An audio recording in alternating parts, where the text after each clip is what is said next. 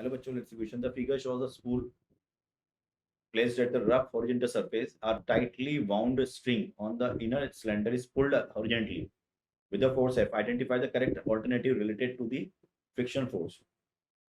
देखो बच्चों, ये जो कैपिटल एफ फोर्स है ना, ये कोई पुशिंग फोर्स डेवलप नहीं कर रहा, केवल और केवल ये पुलिंग फोर्स है।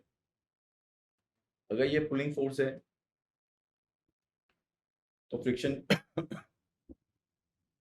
100% पीछे की ओर फ्रिक्शन आएगा आपका। अच्छा, ये भी बोल रहा है कि रोलिंग मोशन कर रहा है, नहीं कर रहा।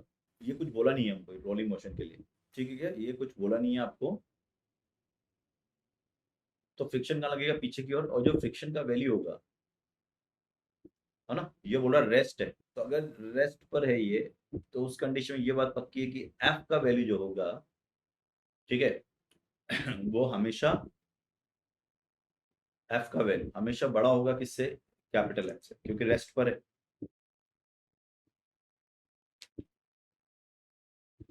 अगर रेस्ट पर है, अब मान लो कि रेस्ट पे नहीं है, तो ये जो फोर्स लग रहा है एफ, ये जो फोर्स लग रहा है आपका F on the edge of the spool, वो इसको घुमाने की कोशिश करेगा।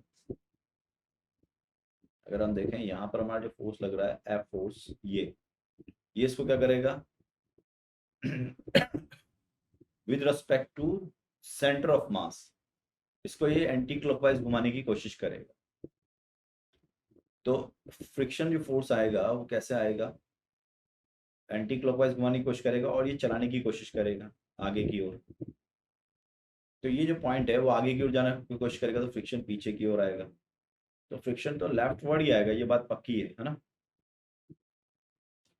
तो F will be left word. But nothing can be said about magnitude, but इसके मैग्नीट्यूड के बारे में हम कुछ कह नहीं सकते बच्चों।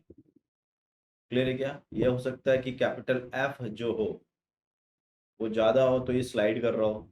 अगर स्लाइड कर रहा हो तो फिर फ्रिक्शन का डायरेक्शन जो होगा या मैग्नीट्यूड जो होगा वो किसके बराबर हो जाएगा? काइनेटिक के बराबर हो जाएगा। और अगर एफ छोटा है या सफिशिएंट है तो रोलिंग करा रहा हो, तो उस कंडीशन में जो एफ होगा वो हो सकता है हमारे पास छोटा आ जाए किससे? कैपिटल एफ से। तो ये बोल नहीं सकते, तो B option is correct. All the best.